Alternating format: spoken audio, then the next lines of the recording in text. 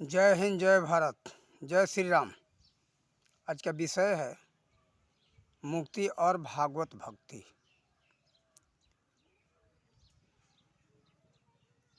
मुक्ति और भागवत भक्ति दोनों में ये विशेषता आज बताएंगे।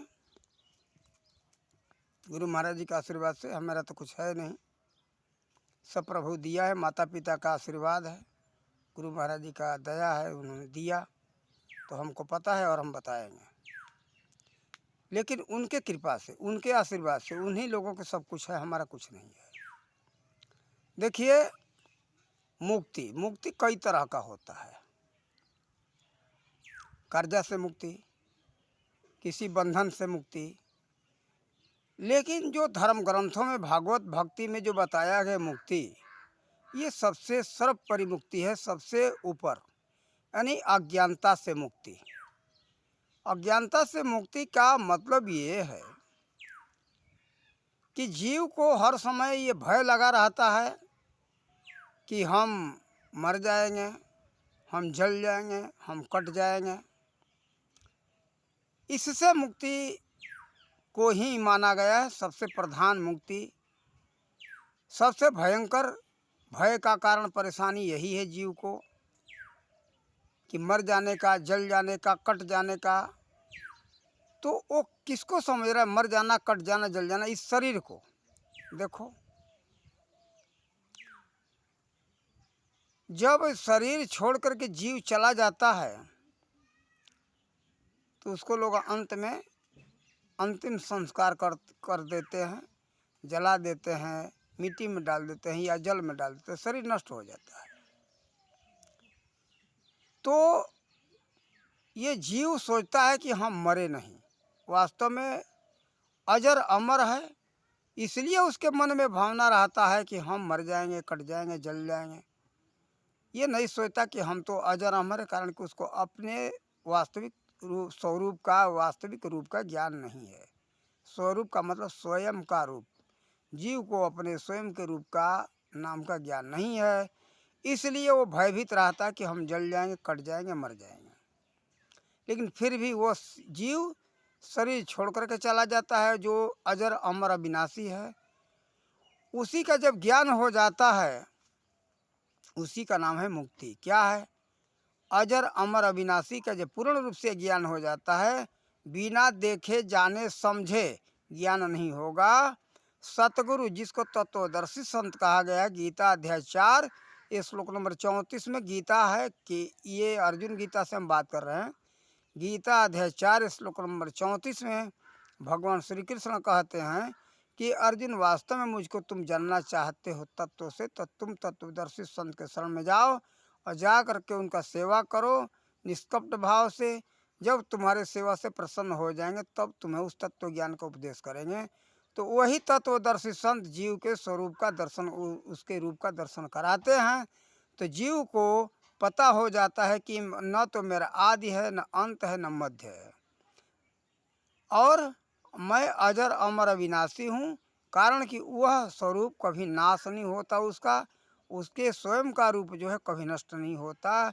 स्वयं का नाम भी इस संसार के नाम से अलग है। जैसे मान लिया जाए, हमारा ही जब जन्म हुआ, उसके बाद हमारे पिताजी माता ने ये पता लगाया कि इनका नाम क्या रखा जाए। ब्राह्मण के द्वारा या किसी से पूछा तो नाम रखा राम अवतार दास।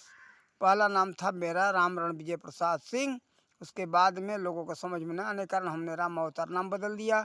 जब हम सखी साधु में आए तो हमारा नाम पड़ा सखी ललिता देवी। हमारा वास्तविक नाम पहले का राम रण विजय प्रसाद। जब साधु समाज में आए तो राम अवतार दास। उसके बाद में बैरागी में आए तो फिर सखी भाव में आए तो हमारा नाम पड़ा सखी ललिता देवी। तो देखो, कहने का मतलब है, ये जो जीव को जब वास्तविक रूप का ज्ञान हो जाता है कि हमारा ये वास्तविक रूप तो ये है कि जो मैं अजर अमर अविनाशी हूँ, इसी का नाम है मुक्ति। मुक्ति और दूसरा कुछ नहीं है, इसी को समझ लेना। और कुछ संत ऐसे कहते हैं, ये तुमको राम नाम दे देते, तुम नाम का जप करो, कभी मुक्ति मिल जाएगी, कभी परमात्मा का दर्शन हो जाएगा। ऐसा नहीं है। परमात्मा का दर्शन कराने वाले जो संत हैं, जो जानते हैं, तुरंत तत्काल दर्शन कराते हैं। तुरंत दर्शन हो जाता है, देर नहीं लगता है। जैसे आप घर में गए और माचिस का तीली जलाए, तुरंत उजाला हो गया। ये नहीं कि अग्नि अग्नि या प्रकाश प्रकाश जाप करते रहो उजाला हो जाएगा, ऐसा नहीं है। माचिस का तीली ले करके माचिस के ऊपर मारे, तुरंत उजाला हो गया। या आजकल तो बिजली का ज़माना है, बटन दबाए बल्ब या राड जल गया, प्रकाश हो गया। ठीक इसी तरह से संत जो ज्ञानी होते हैं, जो परम तत्व को जानने वाले होते हैं, वो क्या करते हैं, आपके मस्तक पर हाथ रखे और हाथ रखते ही तुरंत उस प्रकाश का दर्शन हो गया। इन मात्र 3 अंगुलियों में विशेषता, एक जगह और वीडियो में बताया हूँ। ये जो है क्या करते कि ऐसे रखे माथे पर और तुरंत दर्शन हो गया। इसमें वास्तविक हम नहीं बता रहे हैं, ये तो तत्व ज्ञान देते समय बताया जाता है कि कहाँ रखा जाएगा, कैसे ज्ञान होगा, हैं। तो कहने का मतलब तीसरा नेत्र से सबको पता है कि परमात्मा का दर्शन होता है। तीसरा नेत्र सबके पास है, केवल उस तत्वदर्शी संत का जरूरत है। उस तीसरा नेत्र को खोल देंगे तब उस परमात्मा का दर्शन हो जाएगा। इसी के लिए कहा गया है कि घूंघट के पट खोल रहे तो है पिया मिलेंगे। माने ये जो पर्दा पड़ा हुआ है अज्ञानता का, जो ये हम लोग नहीं जानते हैं, उसका विधि जो तत्वदर्शी संत जानते हैं, वो आकर के बता देते हैं और पर्दा हट गया और प्रभु का दर्शन हो गया। तीसरा नेत्र खुला, प्रभु का दर्शन हो गया। इसी को तीसरा दरवाजा भी कहा गया, तीसरा नेत्र भी कहा गया, त्रिकुटी भी कहा गया, भिरकुटी भी, कई नाम है। ये आज्ञा चक्र यहाँ है ना, आज्ञा चक्र पर यही जो है परमात्मा का दर्शन होता है। तत्काल दर्शन करने का जगह यही है। ऐसे तो 7 चक्र है, लेकिन इसका नाम है आज्ञा चक्र। यही तत्काल दर्शन होता है और सभी संतों ने यही दर्शन पाया है। और भी चक्रों पर दर्शन होता है, लेकिन सबसे सहज रास्ता यही है। इसी पर दर्शन करने का ये सबसे सहज रास्ता है। जो तत्वदर्शी संत दर्शन कराते हैं, यहीं पर कराते हैं। फिर सहस्त्रार्थ में भी तो पहुंच जाने पर जो है वहाँ बहुत काफ़ी ज्योति है, वहाँ जा कर के वो ज्योति का दर्शन होता है। लेकिन कहने का मतलब यहाँ भी दर्शन होता है, बहुत से संत यहीं दर्शन कराते हैं। इसी का नाम है मुक्ति। यानी जीव को जब अपने वास्तविक स्वरूप का ज्ञान हो जाता है तो उसको जन्म मरण से ख़त्म हो जाता है कि हम जन्मने वाले नहीं हैं, हम मरने वाले नहीं हैं, हम अजर अमर अविनाशी हैं। जब जीव को ये ज्ञान हो जाता है, इसी का नाम है मुक्ति। अब रही भक्ति की, देखो ये छोटे से वीडियो में हम कितना लंबा चौड़ा बढ़ाएं और समझाएं, देखो संक्षेप में बताया हूँ। और आगे भी यही इसी का चर्चा करेंगे, लेकिन थोड़ा और भक्ति के विषय में। भक्ति तो कई तरह का होता है। किसी का भक्ति करता है, कोई किसी का भक्ति करता है, कोई देवता देवी का भक्ति करता है, कोई पशु का भक्ति कर रहा है, कोई खेती का भक्ति कर रहा है, कोई बिजनेस का भक्ति कर रहा है। हमने जिसमें मन को जोड़ दिया, जोड़ देने का नाम, जिसके प्रति समर्पित हो जाना, उसी का नाम है भक्ति। लेकिन सबसे महान भक्ति क्या है इस मानव जीवन में, इसके बारे में यहाँ चर्चा होगा और इसी का नाम है वास्तविक भक्ति। देखो भक्ति का मतलब किसी के प्रति अपने आप को समर्पित कर देना। यानी परमात्मा के प्रति समर्पित कर देने के बाद सभी तरह का भार माथे से ख़त्म हो जाता है, कोई चिंता नहीं रह जाता। फिर जो है परमात्मा धीरे धीरे करके सब कुछ उपलब्ध कराते हैं। उस परमात्मा के प्राप्ति के लिए एक ही सभी संतों ने एक ही मार्ग बताया है कि अपने आप को प्रभु के चरण में अर्पण कर देना। जब उनके बारे में जान लिया जाए, थोड़ी जानकारी हो जाए, तो अपने आप को समर्पित कर दो। फिर क्या होता है, वो कैसे होगा, वो प्राप्ति कैसे होंगे पूर्ण रूप से, उनके प्रति कहा गया कि प्रेम से वो परमात्मा प्रकट होते हैं, प्रेम से वो प्राप्त हो जाएंगे। जैसे कहा गया कि ब्रह्मा जी समझाते हैं माता पृथ्वी को, हरि व्यापक सर्वत्र समाना, प्रेम ते प्रगट हो ही मैं जाना। दुहावली में लिखते तुलसीदास जी, राम राम सब कहे ठग ठाकुर चोर, बिना प्रेम रिझे नहीं तुलसी नंद किशोर।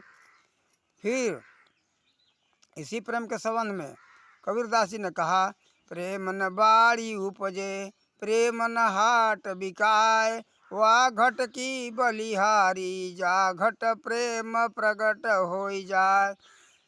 और इसी को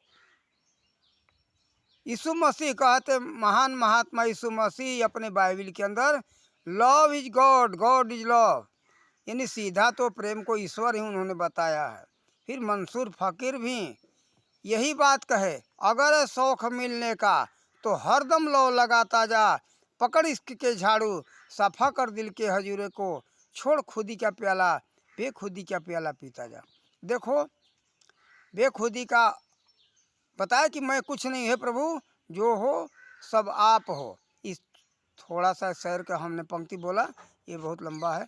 तो कहते कि अगर है शौक मिलने का तो हर दम लौ लगाता जा, हर समय जो है हर श्वास श्वास ध्यान लगाओ, फिर मन को जोड़े रहो। कहने का मतलब, अब पकड़ इसकी के झाड़ू, सफ़ा कर दिल के हजूर को, प्रेम के झाड़ू को पकड़ो, दिल को सफ़ा करो, जो हम भाव है हम भाव को मारो। यही है कुर्बानी, असली कुर्बानी यही है। अपने आप को प्रभु के चरणों में कुर्बान कर दो, अल खुदा के चरणों में अपने आप को कुर्बान कर दो। है हे प्रभु, जो हो तू ही हो, तुम्हारे सिवा और कुछ है नहीं, तू ही तू का, धर मुसले पर तू ही तू का गीत गाता जा, अगर है शौक मिलने का तो हरदम लो लगाता जा। तो कहने का मतलब, इसी प्रेम का चर्चा सभी संतों ने गाया है। सभी संतों का एक ही प्रेम के प्रति संकेत है, और सभी ने एक ही मार्ग बताया परमात्मा के दर्शन के लिए। हमको तो अलग अलग पंथ नजर आता ही नहीं। सभी संतों का, सभी महापुरुषों का सिद्धांत एक है। चाहे कोई भी हो, हमारे भगवान श्री राम कृष्ण हो, चाहे हजरत मोहम्मद साहब हो, चाहे यीशु मसीह हो, चाहे नानक देव जी हो, सभी इन महापुरुषों का सभी का सिद्धांत एक है। इसमें कहीं भी थोड़ा भी अंतर नहीं दिखाई दे रहा है।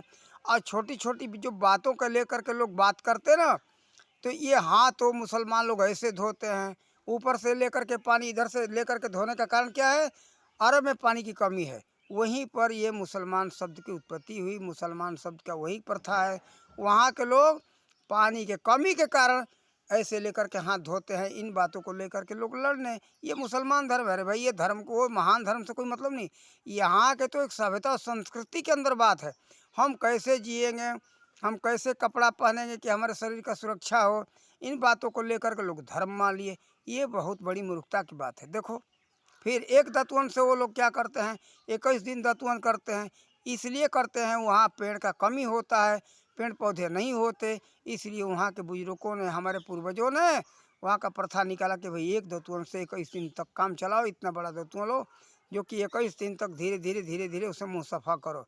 प्रतिदिन आएगा, जहाँ पेड़ पौधे नहीं तो दतवन कहाँ से आएगा? अब तो लो भारत में भी समस्या हो गया, ये प्लास्टिक का ब्रश नहीं होता तो सफाई कर पाना दांत का मुश्किल हो जाता।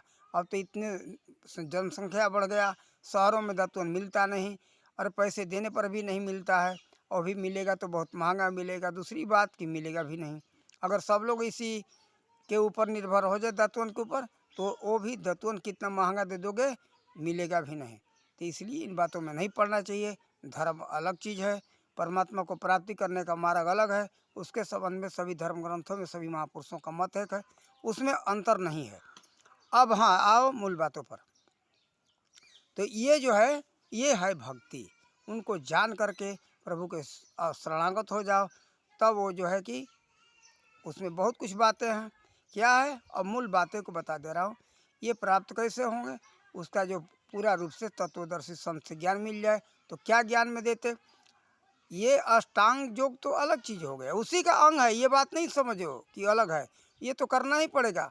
आसन, प्राणायाम, प्रत्याहार, ध्यान, धारणा, समाधि, यम, नियम, प्रत्याहार, ये सब कुछ तो रहेगा ही, ये ख़त्म नहीं होगा। ये सब कुछ तो लेकर के करना ही पड़ेगा।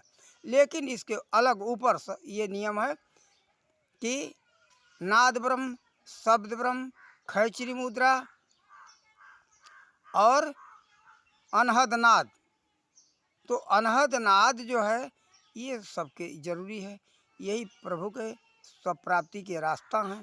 ध्यान करो, ज्योति ब्रह्म का ज्ञान हो जाए, मनी परमात्मा के ज्योति स्वरूप का ज्ञान हो जाए, तब जाकर के उनका ध्यान करो। और परमात्मा है ज्योति, कोई रूप में है, लेकिन वास्तव में सहज रूप से संत बताते तो ज्योति स्वरूप का ध्यान करो। उसी ज्योति स्वरूप में ही सब कुछ सृष्टि का रचना मालूम होगा कि सृष्टि की उत्पत्ति ऐसे हो रही है, फिर उसी में ऐसे विलय हो रहा है। तब जाकर के निर्गुण सरगुण का ज्ञान हो जाता है कि उसी परमात्मा से सब कुछ उत्पन्न होता है, और उसी में विलीन हो जाता है। जैसे उदाहरण में दे दूं, जैसे आप सिनेमा हॉल में जाते हो या आप टीवी देखते हो, टीवी के शीशे पर पहले आता है क्या है, प्रकाश। प्रकाश में फिर उसी में चित्र उत्पन्न होते हैं, नाना प्रकार की वस्तुएं दिखाई देते हैं, मनुष्य का शकल यानी बहुत सी चीज़ें दिखाई देते हैं, फिर उसी में वो विलीन हो जाता है। ये है उसी में साकार में, निराकार में साकार की उत्पत्ति, फिर उसी में विलय हो जाना, उसी में विलीन हो जाना। तो ये है ज्योति स्वरूप की महिमा, और उसके बारे में जानना, जान करके उसको उसी का ध्यान सुमिरन करो। फिर अनहद नाद है, परमात्मा का आरती करना नहीं है, आरती हो रहा है, उसमें साज जो बज रहा है उसी का नाम है अनहद नाद। साज इतने बज रहे हैं बिना बजाए हुए कि ये संसार में इतने साज नहीं है, इससे भी अधिक वहाँ साज है। ये सब ध्यान का विषय जोगी लोग जानते, सभी को पता नहीं है। फिर खैचरी मुद्रा के द्वारा एक रस मिलता है जिसको अमी रस कहा गया है, अमृत कहा गया है। वो जाकर के जोगी लोग खैचरी मुद्रा के द्वारा उल्टा जिहवा करके तालू में लगा करके उसको पान करते हैं। तो तरीका भी बताते जोगी जन। ये जो है तत्वदर्शी संत आपको सब कुछ बताएंगे। फिर अब रह गया नाद ब्रह्म, शब्द ब्रह्म। शब्द ब्रह्म, शब्द ब्रह्म माने कौन, वो परमात्मा का नाम। सब कुछ परमात्मा का नाम भी सब जगह विराजमान है, तो वो भी नाम आपके अंदर भी विराजमान है। सब जगह में से एक जगह आपका शरीर भी है, आपके अंदर वह नाम चल रहा है। जाप करना नहीं है, जाप हो रहा है, केवल मन को उस जाप में जोड़ना है। तो देखो ये सब जो है बहुत सहज रास्ता है, लेकिन जानने बिना बहुत काफ़ी भारी मालूम हो रहा है। लेकिन ये कौन बताएगा, कोई तत्वदर्शी संत ही बताएंगे, सब बता भी नहीं सकते। संत तो बहुत हैं, संत तो अपने आप को सब बन रहे हैं, लेकिन वास्तव में उसका सुमिरन कौन करता है, कोई तत्वदर्शी संत ही करते। इसके लिए श्रीमद ये इसमें महाभारत में शांति पर्व अध्याय 6 में भीष्म पितामह जी समझाते हुए कहते हैं, परमतः तो यह नाम जो एका, सुमिरहि संत जो हृदय विवेका। तो देखो ये उस नाम का सुमिरन कौन कर सकता, जिसके पास परम तत्व ज्ञान होगा वही कर सकता है। परम तत्व का मतलब कि जो स्वयं स्वतंत्र तत्व है, जिसका कभी नाश नहीं होता है।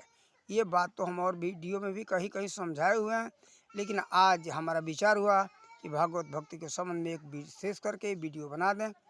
जिसको भक्ति के विषय में जानकारी लेना हो, इससे थोड़ा सुन करके जानकारी लें, फिर जो है मेरा पता करके मेरे पता पर मिले, उसका ज्ञान भी आपको मिल जाएगा। कई वीडियो में हमारा नाम पता पड़ा हुआ है, ज़बानी नाम पता हम बोल देंगे, यहाँ तो आज लिखित रूप में नहीं लिया हूँ।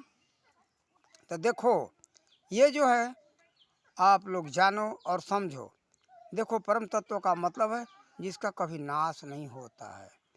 अब ये संत तो कहेंगे अरे भाई ये सब कुछ दिखाई दे रहा है, पृथ्वी है, आकाश है, जल है, वायु, अग्नि, ये सब तो दिखाई दे रहे हैं, लेकिन ये सबका जो निर्माण करने वाला तत्व है, ये देखो उस तत्व को कहा गया है परम तत्व। परम माने स्वयं स्वतंत्र तत्व।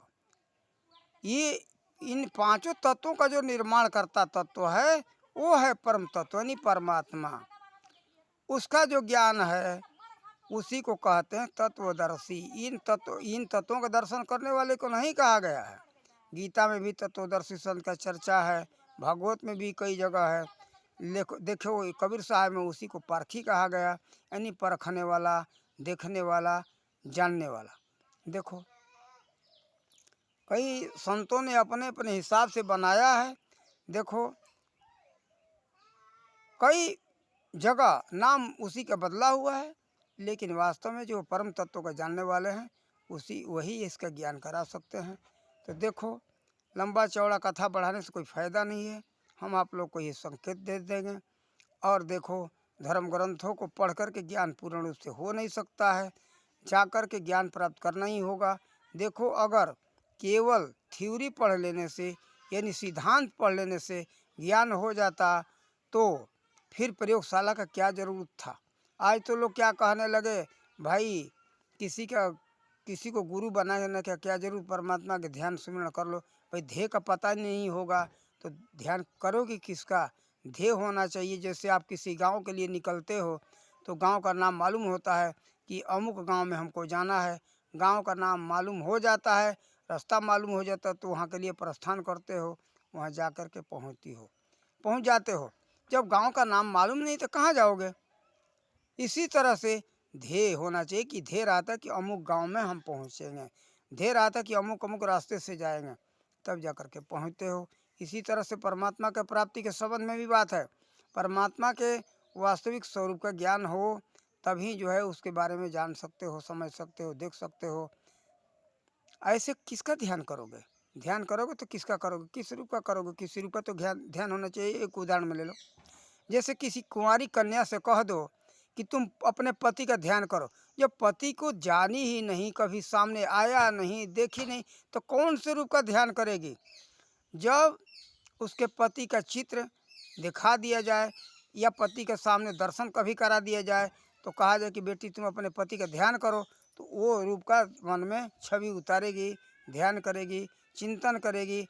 तो इसी तरह से देखो उस परमात्मा के स्वरूप का ध्यान करने के भी यही बात है कि उनके स्वरूप का यानी उनके रूप का ज्ञान होना चाहिए। स्वरूप माने वही जीव ईश्वर का अंश है, इसीलिए कहा गया स्वरूप। स्वरूप माने अपना खुद का रूप, यानी जीव क्या है?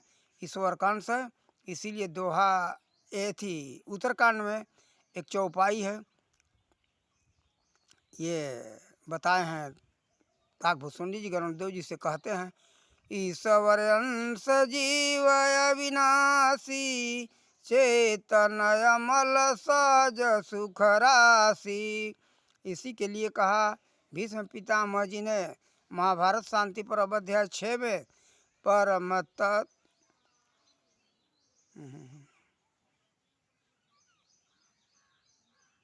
क्या है, माया जाल कपट मन बंदा, सब घट पूरण बाल गोविंदा। जो है माया का मन, कपटी मनुष्य का, ये उसको समझ नहीं पा रहा है, लेकिन सब घट में नहीं, कण कण में वो परमात्मा पूर्ण रूप से समाये हुए हैं। कौन? जीव रूप से वह ईश्वर। सब घट में, घट मन हृदय भी होता है, कंठ भी होता है, लेकिन कहने का मतलब यहाँ भी विराजमान है, सब घट में वही समाये हुए हैं। तो देखो वो परमात्मा का ही स्वरूप है। सब घट पूर्ण बाल गोविंदा, कहीं कोई कण खाली नहीं है। तो देखो सभी संतों का मत एक है, सभी संतों के विचार को अलग अलग मत करना, चाहे कोई भी देश का हो। सभी धर्म ग्रंथों में एक ही बात बताई गई है, केवल भाषा के अंतर के कारण, शब्दों के अंतर के कारण समझ में नहीं आता है, लेकिन सभी का सारांशिक है। और कायदे से समझा जाए, सभी शब्दों को देखा जाए और पक्षपात और स्वार्थ छोड़ करके विचार किया जाए तो पता चल जाएगा कि वास्तव में क्या है। देखो जैसे एक उदाहरण दे दें, पानी हम लोग कहते, उसी को अंग्रेजी में वाटर कहते और उर्दू में वारी कहते, अरे आब कहते। हिंदी में भी वारी शब्द है, जल है, नीर, तोई, अलग अलग कई शब्द हो गए, लेकिन वास्तव में क्या है? एक तरल पदार्थ एक ही है, जिसको वैज्ञानिक आएगा तो कहेगा कि दो गैसों का मिश्रण है। एक वैज्ञानिक यही कहेगा कि हाइड्रोजन ऑक्सीजन के गैसों का ये दोनों मिल करके ये एक तरल पदार्थ बने हैं। ये क्या करता है? सबको शीतलता प्रदान करता है, सबके प्यास को बुझाता है। तो कहने का भाव है ये केवल हम लोग शब्दों को अलग अलग लेकर के लड़े नहीं, और लड़ते ज़्यादा वो जिनको उस परमात्मा से कोई मतलब नहीं है। खुदा कहो तो खुदा के ऊपर भी लड़ जाएंगे, और गॉड कहो तो गॉड को लेकर के लड़ जाएंगे। वो लोग ये ओम को या राम को नहीं मानते, और ये लोग जो है अल्लाह गॉड खुदा को शब्द को लेकर के विरोध करते हैं। गॉड का मतलब सबको संचालित करने वाला, सबका गाइड करने वाला। देखो खुदा का मतलब सब में रहते हुए खुद वह अलग है। अल्लाह का मतलब यही हुआ सब में रहते हुए सबसे अलग है, अलहदा है। खुद का मतलब सब वो संसार में खुद ब खुद है, उसके सिवा दूसरा कुछ है ही नहीं। जो कुछ है सब प्रभु का ही रूप है, दूसरा कुछ है ही नहीं, इसलिए उनका नाम खुदा है। देखो भगवान का मतलब होता है सभी इंद्रियों को संचालन, भगवान इंद्रिय वान माने संचालन करने वाला भगवान, इसके लिए कहा गया है। राम इसलिए कहा गया है कि जो सब में रमा हुआ है, इसलिए भोलानाथ माता पार्वती को समझाते हुए एक जगह कहे हैं कि राम रामेति रामेति रामे रमे रामे मनोरमे सहस्त्र नाम तातुल्यम। देखो वह राम, हे पार्वती, वह राम तुम्हारे मन के अंदर रमण कर रहा है। उस नाम को सुमिरण करो। वो हजारों भगवान के, विष्णु के हजारों नाम के बराबर एक ही नाम है। जो राम रामेति रामेति रमे मनोरमे सहस्त्र नाम तातुल्यम राम नाम वर्णाने। कहने का मतलब कि वही नाम को सुमिरण करना चाहिए जो कण कण में रमा हुआ है। तो उसी कण में से आप, हम सब भी एक कण हैं, हम लोगों के अंदर भी वह नाम है। जब वो संत आते हैं तो उसी परमात्मा के वास्तविक नाम का ज्ञान कराते हैं। तो देखो ये जो है सभी संतों का, महापुरुषों का विचार एक है। इसमें मत पढ़ो, सब धर्म ग्रंथों को पढ़ो, साथ ही तत्वदर्शी संत का तलाश करो। तत्वदर्शी का पहचान है कि जो परमात्मा का दर्शन करा दे उसे तत्वदर्शी कहते हैं। जो परमात्मा का दर्शन नहीं कराता, केवल कहता कि जाओ राम राम कहते रहो, वो तत्वदर्शी नहीं है। वो कुछ संत है, कुछ जानता है, लेकिन वास्तव में परमात्मा के वास्तविक रूप के बारे में ज्ञान नहीं है। इसलिए ये लोगों का मनगढ़ंत मंत्र भी होता है। वास्तव में परमात्मा का नाम को जानने वाले आपके अंदर ही उस नाम का ज्ञान कराएंगे। वो नाम आपके अंदर उच्चारण हो रहा है, उस नाम को में मन को जोड़ने का तरीका बताते हैं। ये लो तुम्हारे अंदर ये नाम चल रहा है, इसमें ऐसे जोड़ दो और उसी से जाकर के आपको ज्ञान प्राप्त होगा। हाँ, ये नहीं कि ज्ञान ले लिए और मुक्ति मिल गई, ज्ञान प्राप्त होगा, ऐसा भी नहीं है। ज्ञान प्राप्ति के लिए ध्यान भी करना पड़ेगा, नाम का सुमिरन करना पड़ेगा, फिर जा कर के आपको एक अगाध आनंद की प्राप्ति होगी। ये हमारे पुस्तक में आनंद नाम का एक विषय है, उसमें पढ़ने पर समझ में आएगा। हमारे पुस्तक का नाम है सत्य दर्शन सागर और हमारे चैनल का भी नाम है सत्य दर्शन सागर। अधिक से अधिक विषय में जानकारी करने के लिए कई तरह का वीडियो हमारे सत्य दर्शन सागर चैनल पर पड़ा हुआ है। आप लोग उसको देखें और जानें। ये भी वीडियो उसी पर पड़ेगा और आप लोग उसको देखें और जानें। राष्ट्र संबंध में है, भागवत भक्ति के संबंध में है, शिक्षा के संबंध में है। हम केवल भागवत भक्ति के बारे में ही नहीं बात बताते। हमारा विचार है कि राष्ट्र भक्ति भी साथ में होना चाहिए। राष्ट्र भक्ति सबसे ऊपर है, सर्वोपरि है, सर्वश्रेष्ठ है। कारण कि हमारा राष्ट्र सुरक्षित है तो हम सुरक्षित हैं, राष्ट्र सुरक्षित नहीं तो हम सुरक्षित नहीं हैं। इसलिए हमारा ध्येय रहता है कि भागवत भक्ति के साथ साथ राष्ट्र सुरक्षा के भी विषय हम बताएं और बताते भी हैं, लोगों को समझाया भी। और कई तरह का वीडियो हमारा पड़ा हुआ है, उसको आप लोग देखें और जाने, अपना भला करें। हमारा यही भगवान से प्रार्थना रहता है। लेकिन देखो, भागवत भक्ति के लिए लड़ना मत, लड़ने से कोई लाभ नहीं है। जिस मजहब के हो, सभी मजहबों में वो बात बताई गई है। अपने अपने मजहब से प्राप्त करना चाहो तो प्राप्त कर सकते हो, या किसी भी मजहब में जाकर शांति मिले, जहाँ की पता हो कि परमात्मा की प्राप्ति होगी, उसमें जाओ और जाकर के प्राप्त करो। हमारा ये नहीं कहना है इस मत में आ जाओ, इस मत में, उस मत में कहने वाले ये कोई संत नहीं है। ये तो पक्षपात करने वाले होते हैं। देखो कि ये किसी संत का और किसी पंथ संप्रदाय से कोई निश्चित नहीं है कि इसी पंथ इसी संप्रदाय में ये संत मिलेंगे। सभी पंथ सभी संप्रदाय में संत हैं, लेकिन वो कम संख्या में हैं, उनका संख्या ज़्यादा नहीं होता है। आज नहीं, प्राचीन काल में भी यही बात था। इसीलिए कबीर साहब ने कहा, लालों की नहीं बोरियां, नहीं हंसों की पात, सिंहों के लहेड़ नहीं, साधु न चले जमात। आज तो देखो जमात की जमात, झुंड के झुंड भेड़ के तरह घूम रहे हैं। क्या ये संत हो सकते? जैसे लाल कहते, ये एक मणि के नाम का पत्थर होता है, बहुत कीमती पत्थर, लाल रंग का, कबूतर के खून के बूंद का उसका उदाहरण दिया गया है ये रत्न प्रदीप में। तो देखो उसमें यही बताया गया है कि उस पर पत्थर के टुकड़ा जो है 24 रत्ती से ऊपर का मिल जाए तो समझ लो कि वो एक लाल कहा जाता है। तो वो जो है बोरी भर करके नहीं मिलता है, बोरी नहीं भर सकता। वो एक अगर इतना बड़ा जो टुकड़ा मिल गया 7 रत्ती से ऊपर का, तो किसी भी हीरा बाज़ार में जाओ, जवाहरात के बाज़ार में जाओ, और मुँह मांगा कीमत ले लो। बहुत काफ़ी कीमती पत्थर होता है, उसका कीमत का हम लगा नहीं सकते। इतना कीमती कि 7 राजाओं के राज का कीमती एक ही लाल के बराबर हो जाता है, ऐसा सुनने में आता है। इतना काफ़ी कीमती होता है। मुँह मांगा कीमत ले लो, जितना खरब रुपया चाहिए उतना खरब रुपया जिसके पास होगा दे करके ले लेगा। किसी के पास तो जल्दी इतना है नहीं सामर्थ ये खरीद सके, कारण कि वो बहुत काफ़ी कीमती पत्थर वो मिलता ही नहीं, अति दुर्लभ पत्थर है। तो देखो वो बोरी भर के मिलता नहीं है। तो इसी तरह से संत जो हैं हर जगह घूम नहीं रहे हैं और उनका कोई वेशभूषा निर्धारित नहीं है। जैसे ये हमने बताया उनके महात्मा बुद्ध के गुरु के विषय में, एक साधारण सी गृहस्थी औरत थी, उसने उनको तत्वों का ज्ञान दिया था, बुद्धदेव जी को सत्य का बोध कराई थी। तो देखो तत्वदर्शी संतों का कोई शकल सूरत निर्धारित नहीं है, और वास्तव में जो संत होते हैं ना वो काफ़ी ज्ञानी जो होते, अधिक ज्ञानी होते, वो छिपे हुए रहते।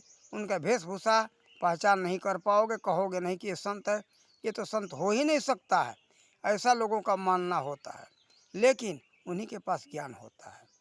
आज देखो धर्म ग्रंथों में कई वेशभूषा का निर्धारित किया नहीं गया है, यही आया है संत का विषय। संत हृदय नवनीत समाना, कहा कवि पर कभी न कहे न जाना। तो देखो संत का कोई वास्तविक वेशभूषा नहीं है। फिर काकभूषुंडी जी कहते हैं, पर उपकार बचन मन काया, संत स्वभाव सहज खगराया। जो परोपकारी हैं वही संत हैं। उनका वेशभूषा का कोई वर्णन नहीं है कि इतने ऐसी लंबी दाढ़ी होगी, ऐसे जटा होगा, उनका ऐसा कपड़ा होगा, ऐसा तिलक होगा, ऐसी कंठी होगी। ये तो बाद में ये लोग अपने मनगढ़ंत ये लोग भेष बना लिए। भेष का वास्तव में ऐसा कोई धर्म ग्रंथों में वर्णन नहीं है। देखो इसलिए भेषों के चक्कर में मत पड़ना। अपना कल्याण करने के लिए जहाँ कहीं थोड़ा पता चल जाए सत्संग करना, सत्य का चर्चा करना, अगर मिल जाए वह ज्ञान तो ले लेना। न जाति देखना, न वर्ण देखना, न भेष देखना। देखो वह सत्य का ज्ञान प्राप्त करना चाहिए किसी भी तरह से, कैसे भी। इसी में अपनी जो है कि समझदारी है, महानता है। ज्ञानी का काम यही है। देखो जैसे मीराबाई एक राजघराने की क्षत्रिय वंशज की लड़की आकर के रविदास जी, संत रविदास जी का शिष्य बनी। क्यों? कारण कि समय के वही एक महान संत, ज्ञानी, तत्वदर्शी संत थे। इसलिए देखो ये रविदास आज एक जाति चली है, रविदास कोई जाति नहीं है, उस वंशज के यहाँ, इसलिए अपने को रविदास लोग कहते हैं। तो देखो ये जाति नाम नहीं जोड़ देना चाहिए कि हम जाति हम रविदास हैं। रविदास वंशज के बोलो कि हम उनके वंशज हैं, हमारे वंश में पूर्वज में हुए थे, इसलिए हम वही बोलते हैं। तो देखो हमारे कहने का मतलब ये है, ज्ञान प्राप्त करो, जहाँ भी मिल जाए वहाँ से प्राप्त करो। ये चर्चा तो बहुत लंबा चौड़ा कई महीनों वर्षों चलता रहे तो समाप्त होने वाला नहीं है। संक्षेप में हमने समझा दिया। और हमारा पता है, हम तो एक जगह रहते नहीं, हमारा जन्मभूमि बिहार बक्सर, और गांव का नाम है सिकरौलख, पुराना थाना नवानगर और वर्तमान में थाना सिकरौलख ही हो गया है। हमारे पिताजी का नाम था राधा महतो, वहाँ राधा सिंह भी लोग कहते, राधा महतो भी कहते। देखो हमारे दादा का नाम था बसरूपन महतो, और जन्मभूमि हमारा बिहार का है। हमारा मोबाइल नंबर है 99 78 56 32 78। फिर से बोल देते 99 78 56 32 78, ये हमारा मोबाइल नंबर है। और ये जो है इसी पर फ़ोन करके हमसे संपर्क करना, और ये वीडियो देख करके इसमें से नंबर ले लेना। अगर जो बात समझ में न आवे उस फ़ोन करके समझ लेना। ठीक है। जय श्री सीताराम।